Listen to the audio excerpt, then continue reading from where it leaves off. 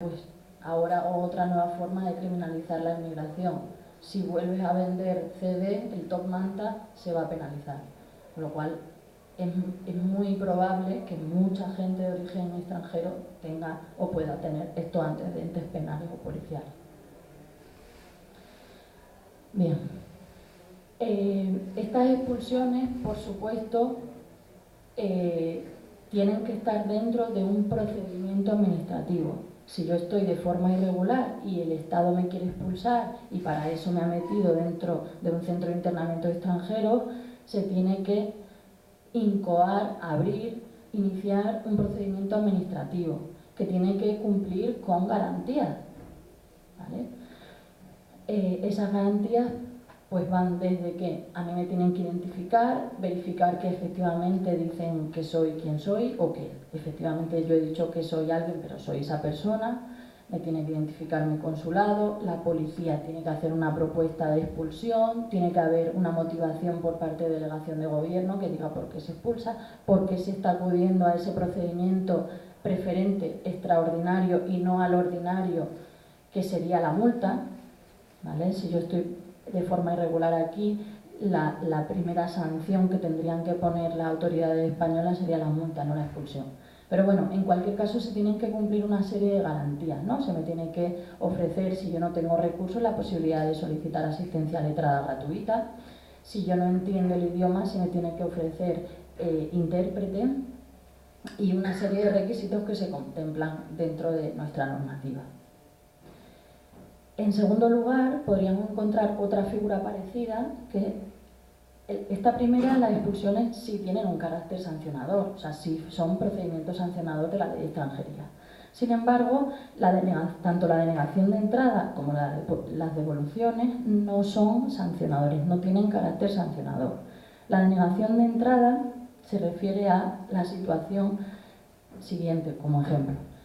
Una persona llega al aeropuerto de Madrid, Barajas, procedente de Ecuador. Entonces la policía lo primero que le va a pedir es su pasaporte para ver si tiene, pongo un ejemplo de países donde se pide visado, ¿no?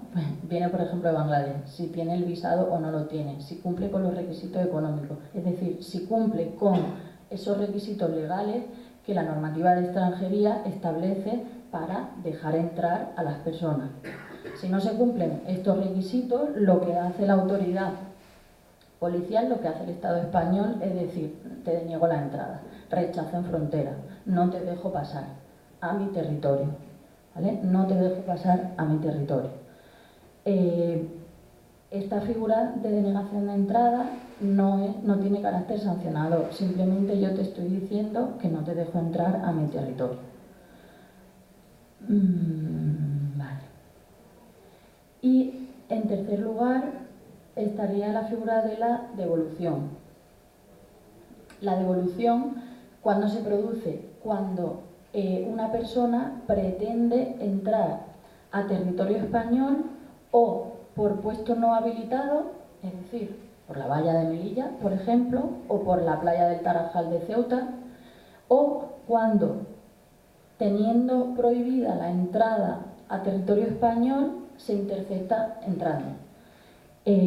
Cuando se producen las expulsiones, en el primer de los casos, siempre o casi siempre una expulsión lleva aparejado una prohibición de entrada en territorio, que suele tener un margen de tiempo de 3 a 10 años más o menos. Entonces no solamente es que te expulsan, sino que con esa expulsión te prohíben la entrada hasta dentro de 10 años. No puedes volver a intentar entrar, ¿vale?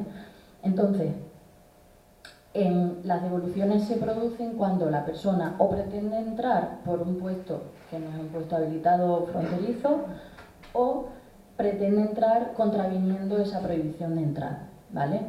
Esta devolución tampoco tiene un carácter sancionador, no se está penalizando a nadie por intentar entrar, ¿vale? Y esto no es que España sea muy buena, es que es normativa comunitaria. Entonces, en ese caso, lo que se produce es, otra vez, se inicia un procedimiento administrativo, que en este caso es un procedimiento de devolución, y que también tiene que cumplir con una serie de garantías. Se tiene que identificar a la persona, se tiene que llevar a esa persona al Cuerpo Nacional de Policía y lo mismo de antes, se le tiene que preguntar, siempre se le tiene que preguntar cuáles son sus circunstancias, ¿vale? ¿Por qué la persona está haciendo eso? ¿Por qué la persona quiere entrar en nuestro país? ¿Vale? ¿Cómo se encuentra? Y se le tiene que ofrecer esa asistencia letrada, se le tiene que ofrecer ese intérprete y, en su caso, si no hay ningún motivo que impulsara que los dejáramos entrar, pues entonces acabaría el tema con un expediente de devolución, ¿vale? Y la persona sería devuelta. Entonces, ¿qué está intentando o qué están intentando decir con esa supuesta legalidad de las devoluciones en caliente antes ya de que se produjera esta modificación de la norma, ¿vale? Como decía el ministro, ¿por qué el ministro intentaba justificar que estas devoluciones eran legales? Ni siquiera modificando la ley de extranjería, sino que ya se producían y eran legales. Pues tenían distintos argumentos. Básicamente 3 argumentos. Uno, el primero, fueron cambiando de argumentos. En cuanto le desmontaban uno, acudían a otro argumento. Y así. Entonces, el primer argumento era que las fronteras se configuraban de forma operativa.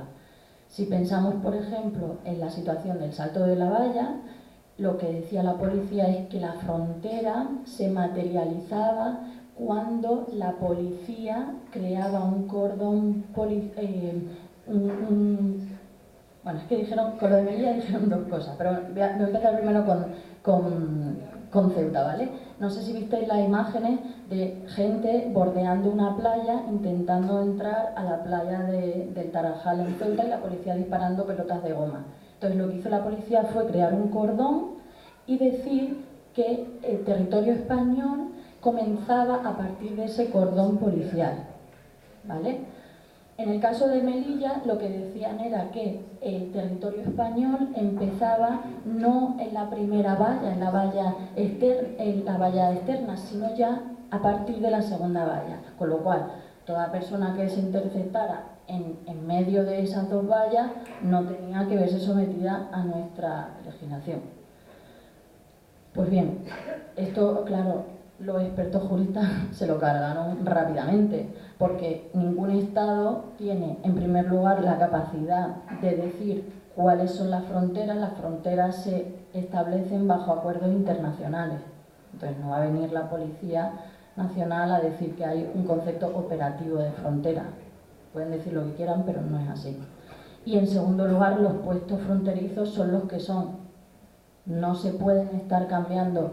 Las normas tienen un carácter general. No se puede decir el puesto fronterizo es este, pero a efectos de normativa de extranjería no es este. De momento no es este. No.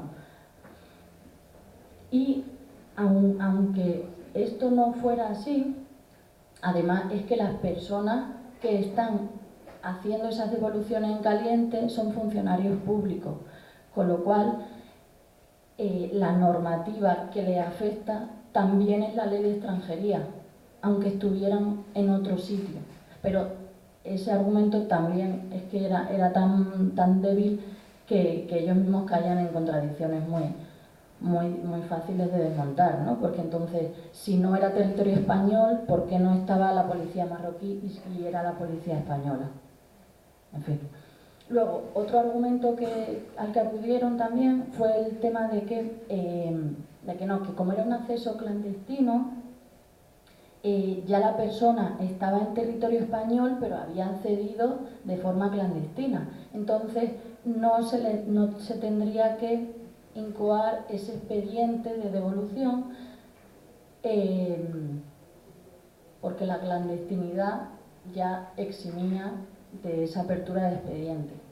Bueno, pues contra esto lo que hay que decir es que no, primero, que de incoar un expediente se incoaría el expediente de expulsión, porque se habla de los casos de las figuras anteriores, no estamos hablando de una devolución porque tú no estás pillando a alguien que intenta pasar, tú estás pillando a alguien ya en territorio español, entonces tendrías que aplicarle una expulsión.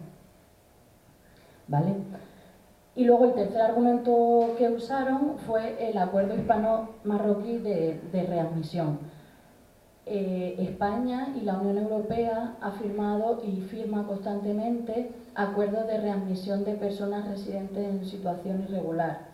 Estos acuerdos lo que hacen es operativizar un poco, una vez que ya se ha concluido el expediente de expulsión, se hace más operativo que se materialice la expulsión. ¿Por qué? Porque por mucho que España quiera expulsar, si Marruecos no admite a sus ciudadanos, no los van a poder expulsar. O si Senegal no admite, no dice que efectivamente esa persona que dice el Estado español es senegalés, está registrada en el consulado y que yo acepto que venga, la policía no podría tirarlo de los aviones, sino que tiene que haber un procedimiento también administrativo entre autoridades. Y esto es simplemente, los acuerdos de readmisión son simplemente eso. Acuerdos de readmisión hay con muchísimos estados, por parte de España y por parte de la Unión Europea. Y por supuesto, estos acuerdos de readmisión también implican un procedimiento, unas formalidades e incluso unas pocas garantías para las personas. Con lo cual, este argumento tampoco nos valdría.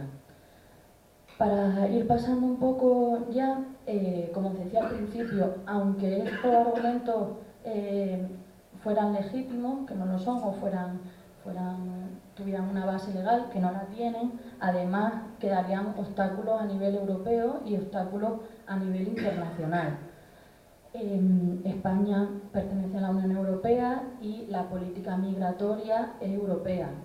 Tenemos una directiva que en su momento se llamó la Directiva de la Vergüenza, que Europa es muy graciosa porque usa palabras muy eufemísticas, ¿no? Entonces habla de la Directiva de retorno, como si fuera retorno voluntario, cuando es la Directiva de expulsión, claramente. Pero bueno, la Directiva de retorno prohíbe las expulsiones colectivas y, por supuesto, prohíbe expulsiones de hecho. Es que tú no puedes hacer nada al margen de la ley, sin un procedimiento, sin una transparencia, sin ofrecer esas garantías de las que hablábamos al principio, ¿no? Esa asistencia, ese intérprete, ese preguntar a la persona qué hace aquí, cuál es su situación. ¿Por qué? Porque se ha considerado que hay personas que pertenecen a colectivos o que viven situaciones de especial vulnerabilidad y que merecen una protección. La protección puede ser variada, ¿no? Podemos estar hablando de personas menores de edad, en donde debe primar el interés del menor por encima de las políticas migratorias. Podemos estar hablando de personas que sean víctimas de trata de seres humanos con fines de explotación sexual, explotación laboral, de servidumbre, de lo que queramos. Y esa condición también, bajo esa condición debe primar la protección y no las políticas migratorias. Así, por poner algunos ejemplos, el artículo 19 de la Carta de Derechos Fundamentales de la Unión Europea prohíbe las expulsiones colectivas. Esto se referiría a justo el artículo que han introducido ahora en esta modificación.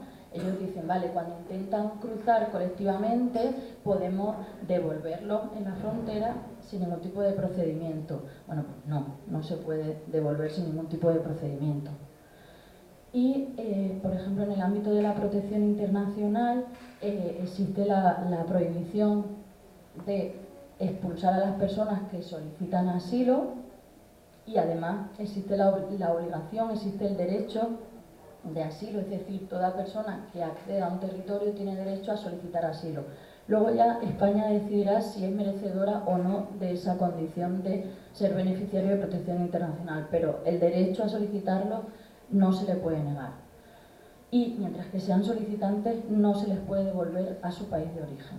Y el artículo 3 del Convenio Europeo de Derechos Humanos habla también de la prohibición de expulsión a personas que puedan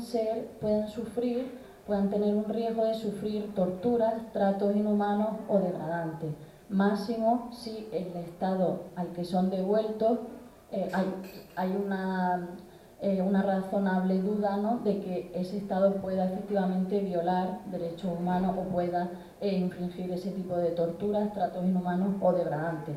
Sobre el artículo 3 hay millones de sentencias en donde se condena a los estados y especialmente, por ejemplo, se condena mucho a Italia y a Grecia, ¿vale? Sobre este tema, porque esto no es solamente en España, esto lo están llevando a cabo todos los estados de la frontera y evidentemente no es que España, Italia y Grecia seamos malos malísimos, es que estamos obedeciendo órdenes de la Unión Europea y en la Unión Europea hay una estrategia clara migratoria de cómo abordar las fronteras, cómo gestionarlas. Entonces los países del centro son muy garantes de sus derechos y se encargan de que los países del sur hagamos el trabajo sucio. Igual que España se encarga de que Marruecos haga el trabajo sucio y normalmente no parte piernas cuando cruzan las personas, sino que las devuelve y luego los marroquíes, la policía marroquí parte piernas. Vale, y por último, comentaros que hay un informe jurídico de un grupo de expertos de la Universidad Complutense de Madrid, en donde hablan un poco de este argumentario y además añaden que las autoridades, los funcionarios públicos que están no solamente ejerciendo estas devoluciones en caliente, sino simplemente permitiéndolas o no denunciándolas, podrían incurrir en responsabilidad penal.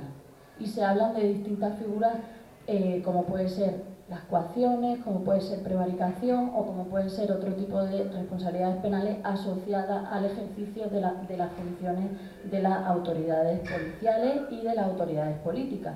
De hecho, sirve para contaros que ahora mismo hay un coronel de la Guardia Civil de Ceuta que...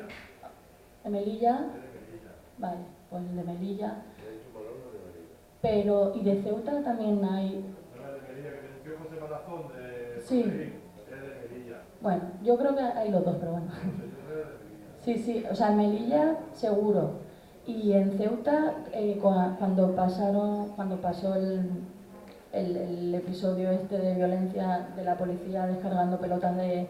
Ahí también, que lo ha interpuesto, creo, el de Ceuta, Andalucía Coge, la Asociación Pro Derechos Humanos de Andalucía y otras organizaciones. Pero bueno, el caso es que se está acudiendo a este tipo de figuras para intentar que se responsabilice penalmente a las autoridades que están permitiendo estas devoluciones ilegales.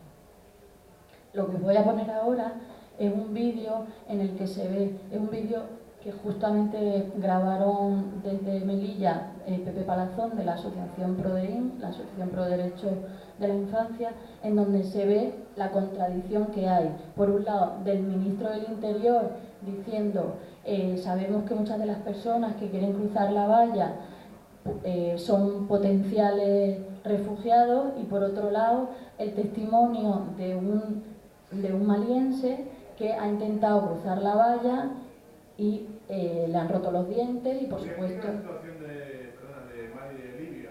Que Mali, que está en guerra civil, en guerra... Sí. Sí, una guerra imperialista, que está en un proceso de terminamiento en Mali y los franceses, y también Arabia Saudita a través de los salafistas, y también controversia y la posguerra y otras cosas. A ver, ahora mismo hay bastantes países en contexto de conflicto o de guerra, y por supuesto, aunque hace muchos años hubo la descolonización, pues la descolonización real todavía no se ha llevado a cabo y hay autoridades militares de ejércitos occidentales interviniendo en estos países. Si queréis profundizar sobre el tema de conflictos internacionales, puedo añadir una base de datos que hay que se llama RefWorld, que habla sobre todos los países del mundo, cuál es la situación a nivel de conflicto. ¿Te parece? Sí. Vale. Pero sí, hay una... En Libia también, porque en Libia la gente iba a migrar hacia Libia, por eso me recuerdo. Sí, hay un...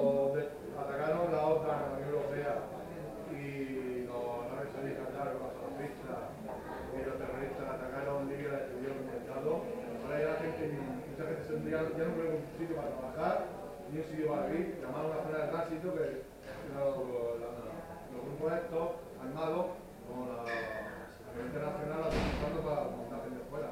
Exactamente. De hecho, la mayoría de países del norte de África están en situaciones de conflicto, no solamente Libia, sino es que, o sea, podemos hablar de muchísimos países, ¿no?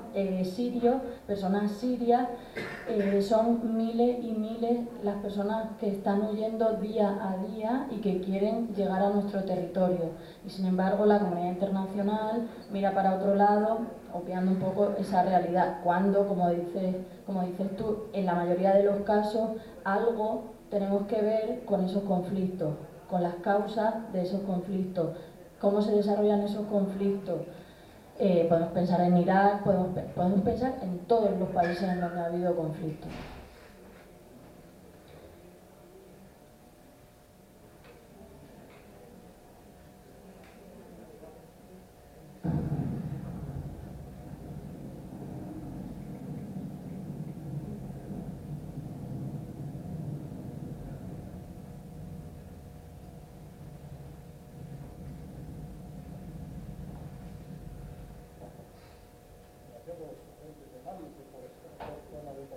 No pueden ser ni extraditados ni devueltos a sus países de origen, pues esa problemática es especialmente compleja.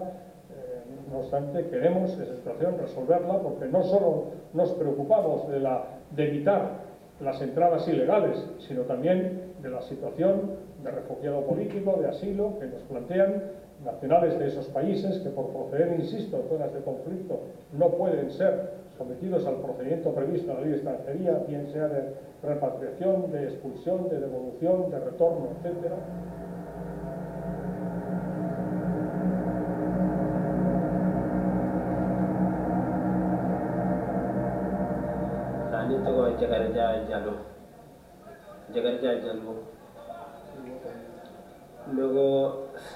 Luego go Mali, luego Mala.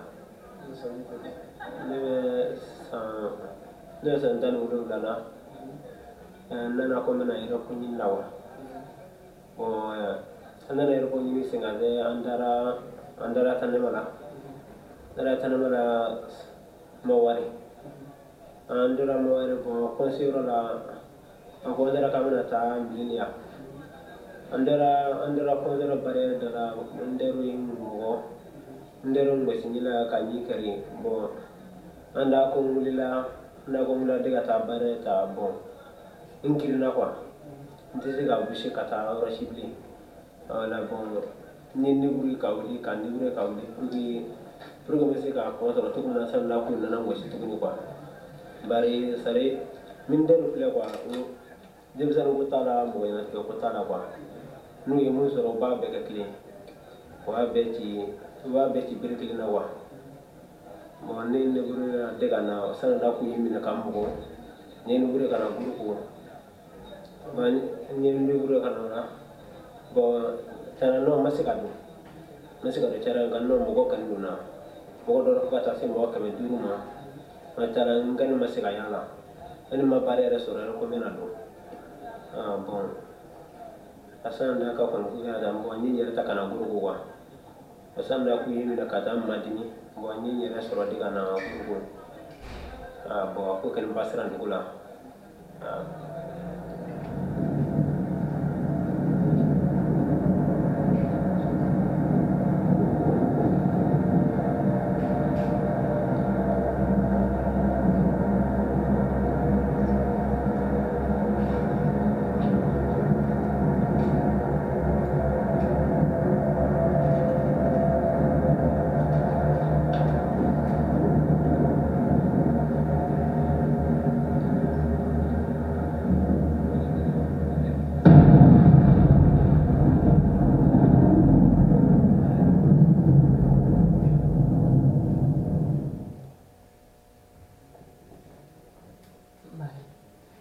Pues este es un ejemplo, ¿no?, de esas mentiras y de esas contradicciones que están llevando a cabo nuestros gobernantes. Aquí simplemente os quería mostrar algunas de las normas que serían vulneradas por las devoluciones en caliente. Este es un documento que hizo un periódico hace un mes y Y en realidad no solamente son estas normas, porque en cuanto tú partes de la normativa de extranjería y vas yendo hacia rangos superiores, pues hay muchísimas otras normas internacionales que se pueden ver indirectamente también vulneradas. Pero así como resumen, se habla de la ley de extranjería, de la ley de asilo, de la Constitución española, del Código Penal, de la Directiva de Retorno, que es la directiva de la Unión Europea de la que he hablado antes, de la Directiva de Asilo. En ámbito internacional, la Convención de Ginebra, que es la norma que regula la protección internacional. En torno al asilo hay bastante mezcla conceptual, ahora lo vamos a ver un poco mejor. Y otra serie de normas de derechos humanos comunitarias e internacionales. Como ejemplo de esas normas quería hablaros de la protección internacional. La protección internacional es la figura que engloba otras dos subcategorías. El asilo, ¿vale?, que se ve, el asilo es el derecho de solicitar esa protección internacional, que engloba, como os digo, dos tipos de perfil de personas solicitantes de protección internacional. Por un lado estaría el estatuto de refugiado.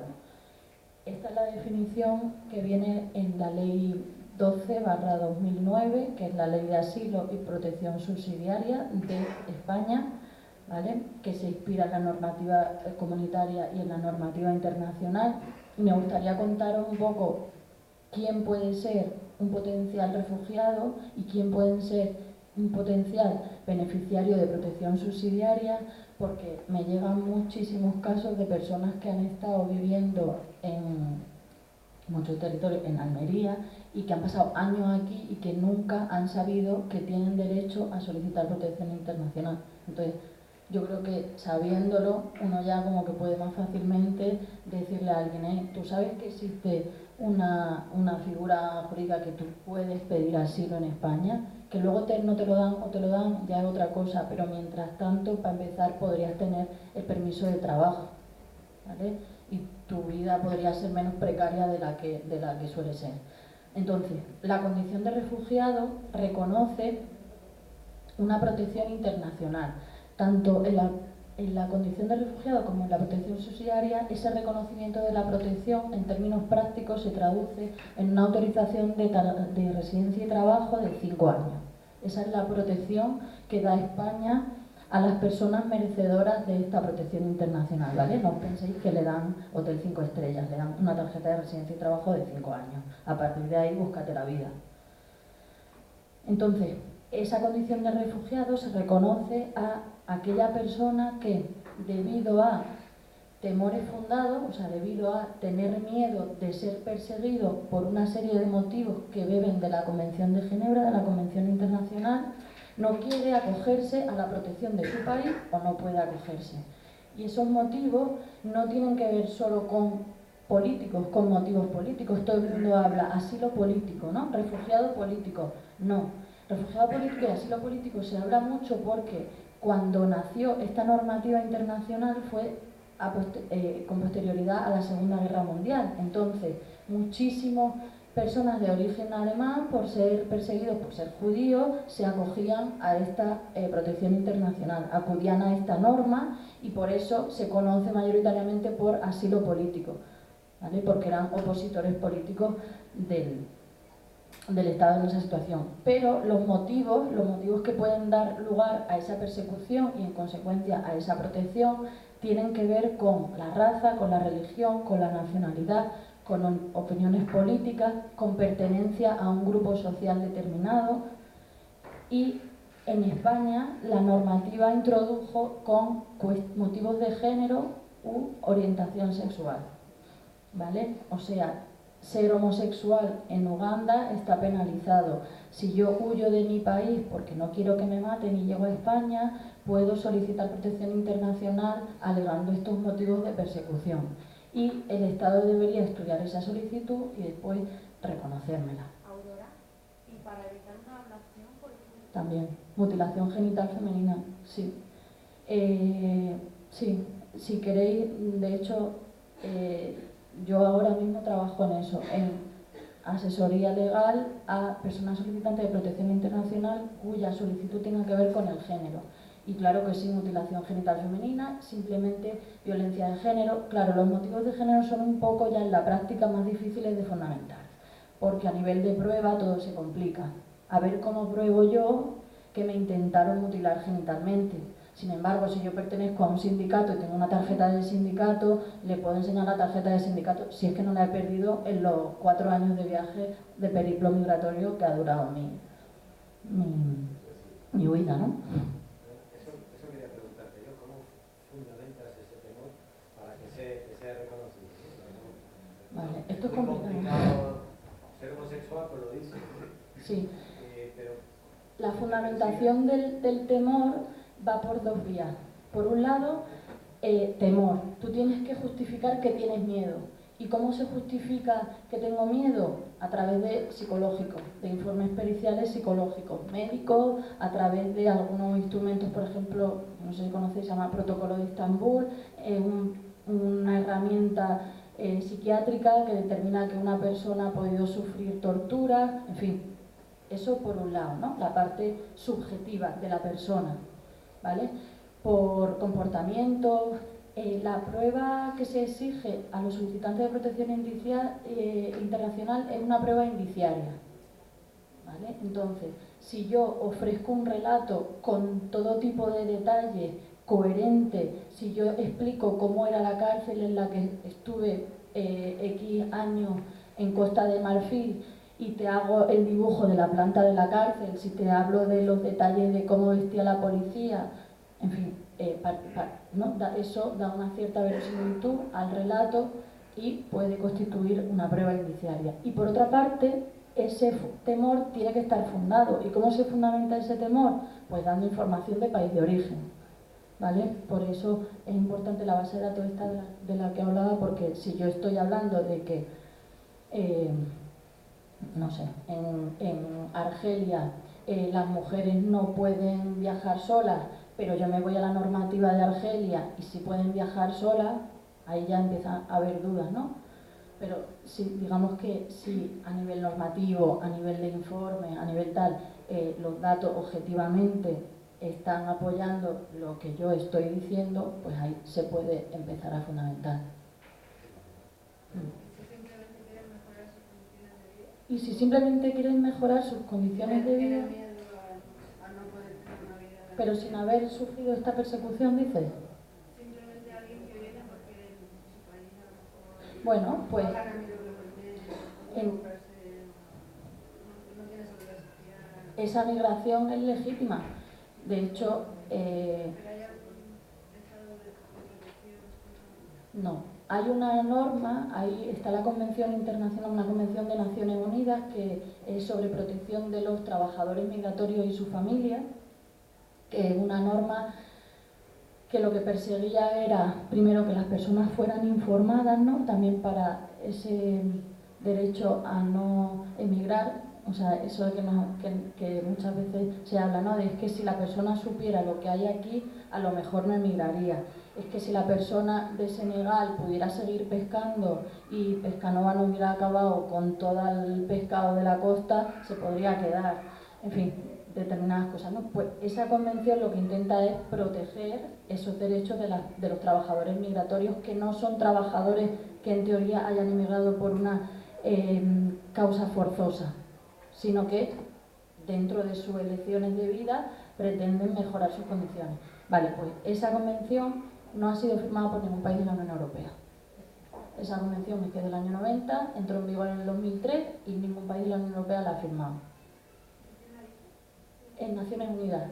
Es igual que la Convención de Ginebra, también está en el marco, toda la normativa, muchas de las normativas internacionales están en el marco de Naciones Unidas, pues está también. Sí. ¿España ha firmado ya el Tratado Internacional sobre Trata? ¿O no ha llegado a firmarlo? Sí, lo que no ha firmado, lo que no ha hecho España no, la directiva de la Unión Europea sobre trata incluía un plazo de transposición. España lo que tiene que hacer es adecuar su legislación a esa directiva europea en materia de protección de personas que pueden ser víctimas de trata. Y ese plazo de transposición se había finalizado en 2013 y España todavía no ha incorporado las modificaciones legislativas. Aquí llevamos casi 20 años el tema de la prostitución, de prostitución forzada, de esclava sexual en el Oriente, que se vio conocido por también por trabajo de clavería, ha venido a estar proyecto de afuera, ha venido de Namareno, ha venido este tío, que venimos humano, toda la gente, 15 años, sí, 20 años ya de esclavitud sexual. Y también uno de los problemas a la hora de ser esclava sexual y que la gente pase tranquilo del tema y por otra mierda, pues sí, el dinero. Drama, pero el tema es ese y también la gente que son negras y son nigerianas o son de otro país, vale, por culo. Pues también un tema es que lo acoge a las nigerianas muchas veces o a las brasileñas, que ha habido casos de los clubes, la han cogido, lo han detenido y directamente han llevado a los cines, no han dado ni protección ni leche. Además que ellos tienen, la policía es más